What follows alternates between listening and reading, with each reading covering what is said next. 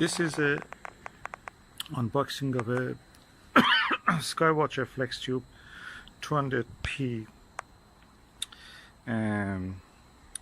telescope.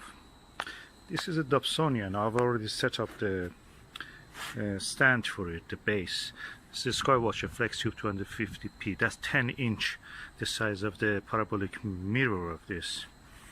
And I've already set up that. That's part of the furniture as if. But this one is the actual telescope, the optical tube.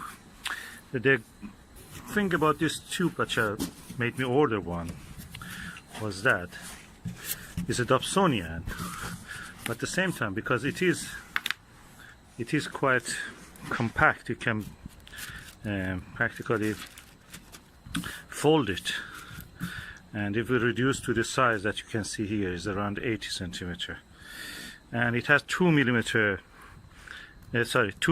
inches eyepiece adapter focuser, and that is a good point. So let me just take out the individual items and let's see what is inside.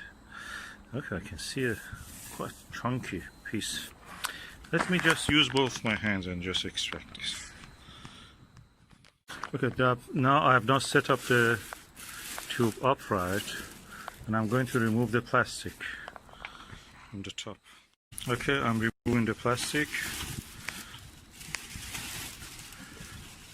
It's quite delicate optical instrument, very precise.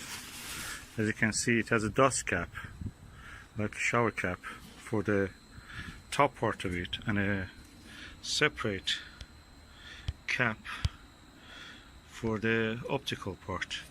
I've heard people saying that by removing this stopper here, you can actually shut it tight, so it will not be this gap of 1 inch here, and you can use this dust cap on the top part. It will be completely isolated. Have a look around it. It has a swiveling axis here, handles for using it, carrying it, or guiding it. These are the screws that you can loosen up and extend the 4 individual bars to extend the tube. That is the massive eyepiece focuser, and you can see the size there. I'll go from the other side and show you. And you can see the massive eyepiece focuser from this angle, and this is a 10-inch telescope, 250 millimeter, and focus 1200. So the F number, or focal ratio of this, which means that how wide you can see the sky, the angular width of the sky to see through this, is quite good. It's less than 6, 5.7 or 8. I'm now going to lift it and put it on the stand and see how it will do. Wish me luck. I'm now going to lift it and put it on the stand and see how it will do. Wish me luck. Okay, I'm now going to put the optical assembly tube into the base, the stand, and as you can see, it has a handle for carrying, for 1.4 eyepieces space, also for 2-inch eyepieces here. So let's do it now. Oh, that was easier than what I thought. You must try it with a German equatorial mount to know what I mean, how easy it is. Those are difficult. Okay, this is the eyepiece holder. Look at it, how chunky it is. I have got this eyepiece for that. 3 very good eyepieces, good quality, top notch, max vision ones. And I'm going now to extend the tube and probably have a look into the mirror.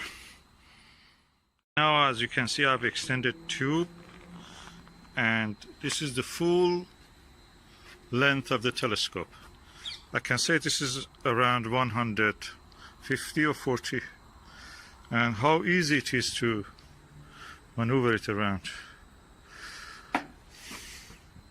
So you can make it up to the lowest point, which is, and it stays the way that it is.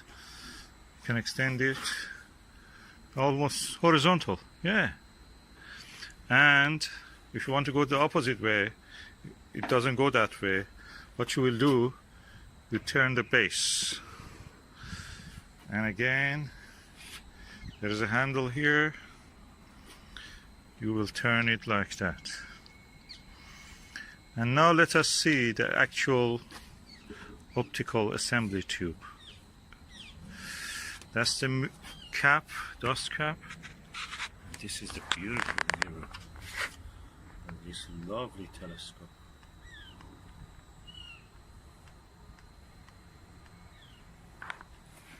And this is inside the diagonal mirror, and that's the cap you can see. Now let me remove the cap. That's the first light. Hallelujah. Isn't it beautiful? This is the best, most portable Dobsonian you can ever see. It's amazing.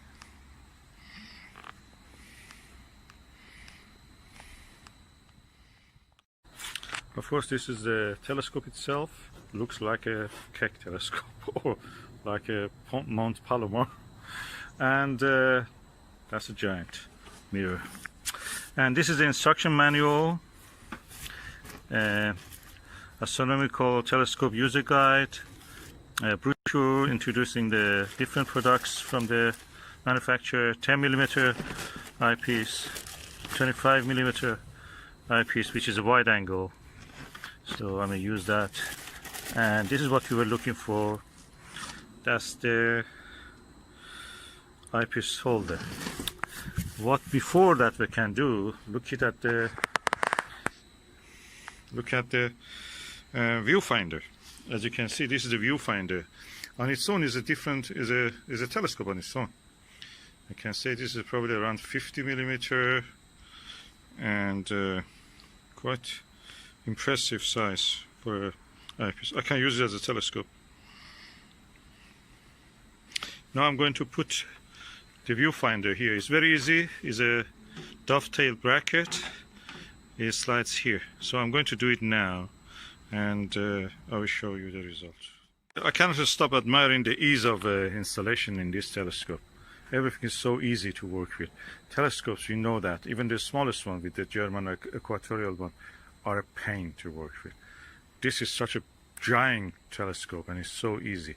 Okay, I've installed the viewfinder, and I'm now removing the cap of it to show you the lens. This is the first view of the lens. Beautiful. And I'm now going to remove this lens cap on the end part of it. And let us see how it looks if I look through this viewfinder. It should be a wide angle view. I noticed that the telescope a little bit slides down, so probably I should adjust the tension and the spring or whatever I have to do here. I'm sure there is something for that. And anyway, that's something that I have to read the manual for that. At the moment I'm not going to interfere with this. I'm just putting the lens cap, removing the lens cap from this cap from the viewfinder, just to be able. This is the eyepiece holder, and this is the adapter for 2 to 1.1 inch. And I will just loosen up the screws and let it fit into that place. This is the eyepiece holder, and this is the adapter for 2 to 1.1 inch. And I will just loosen up the screws and let it fit into that place. I've now fitted that adapter, and I will remove the cap here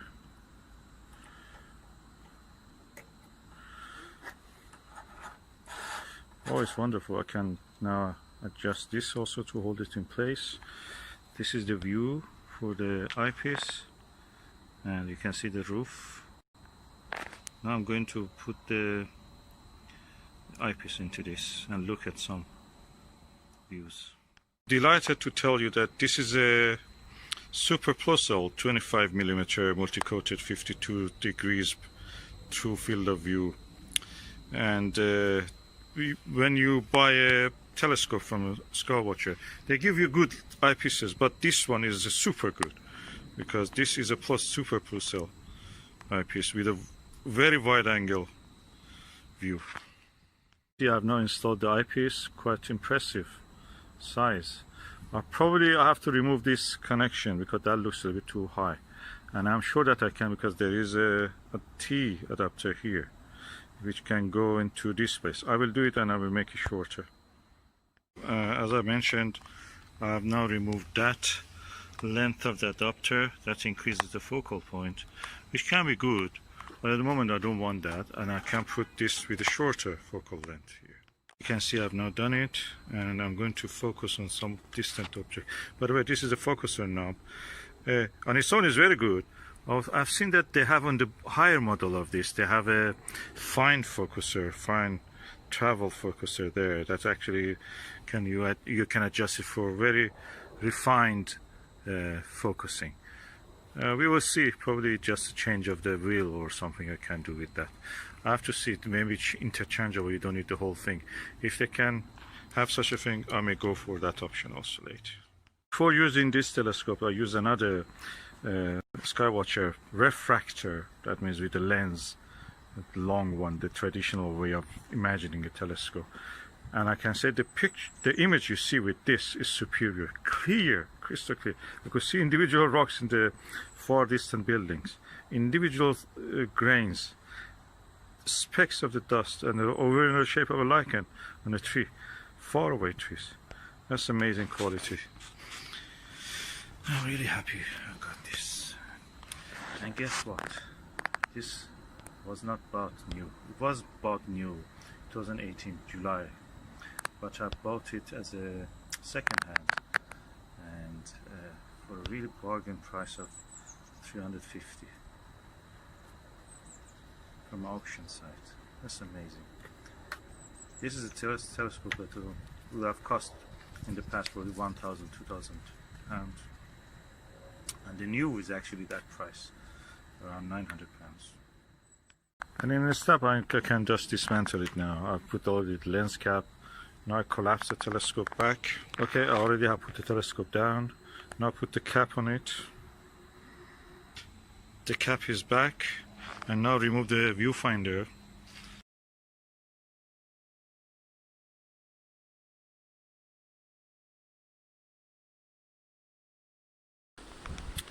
I found that this 10-inch actually Skywatcher is easier to use than the 12-inch. 12-inch is a little bit too cumbersome, too big, even for lifting and unfolding it. So it's easy, manageable. I can sit on the little chair and just do what I have to do. It's a nice experience with this Skywatcher 250. Oh, what a night. Orion Nebula, M42, M45 Pleiades, double cluster, name it, I've seen it. M37, M38. Now it's now around 5 o'clock and in the morning, and I can just have a last look and go. This APM 20mm is amazing. The best eyepiece with this. I don't need to nudge the tube so much. We have also deep frost, as you can see. You can see here. Everything frosty. I've covered it with this cover before. Every time I was getting cold, jumped into a warm room, then coming back.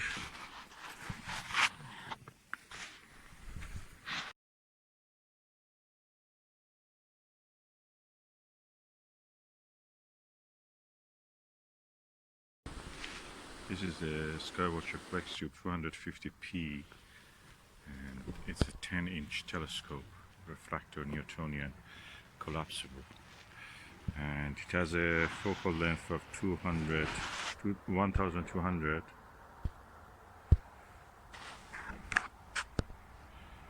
and diameter of 254. Now looking at the Pleiades M45 using this APM 100° 20mm eyepiece, I can see nebulosity in it.